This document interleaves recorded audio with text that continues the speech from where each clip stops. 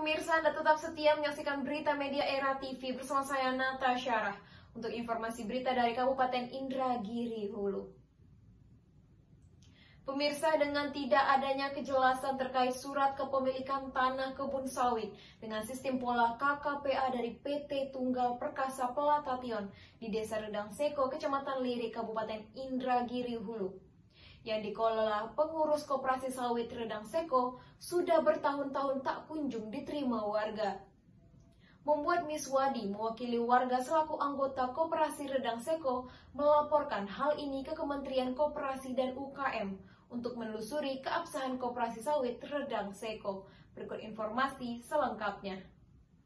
Dengan tidak adanya kejelasan terkait surat kepemilikan tanah kebun sawit dengan sistem pola KKPA dari PT Tunggal Perkasa Pelatation di Desa Redang Seko, Kecamatan Lirik, Kabupaten Indragiri Hulu, yang dikelola pengurus koperasi sawit Redang Seko yang sudah bertahun-tahun tak kunjung diterima warga.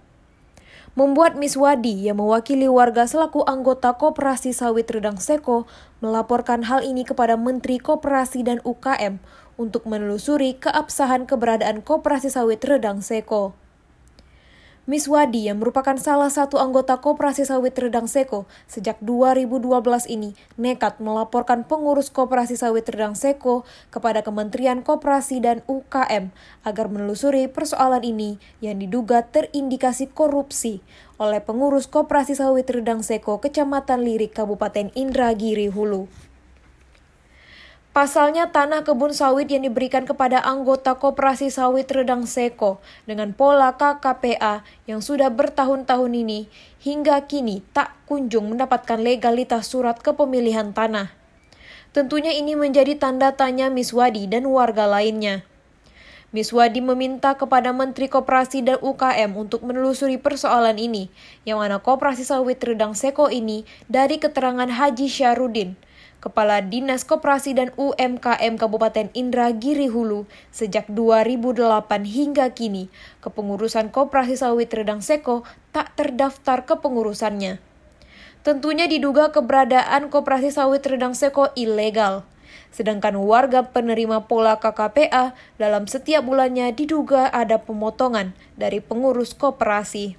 Miswadi juga mengatakan sejak dirinya menjadi anggota koperasi sawit Redang Seko, dirinya tak pernah mendengar atau dipanggil oleh pengurus koperasi untuk melakukan rapat anggota tahunan atau RAT. Miswadi menduga bahwa lahan yang diberikan kepada warga desa Redang Seko dari PT Tunggal Perkasa Pelatation hingga koperasi sawit Redang Seko dengan sistem pola KKPA diduga merupakan lahan yang masuk kawasan hutan negara, sehingga lahan tersebut tidak bisa dibuat legalitas surat.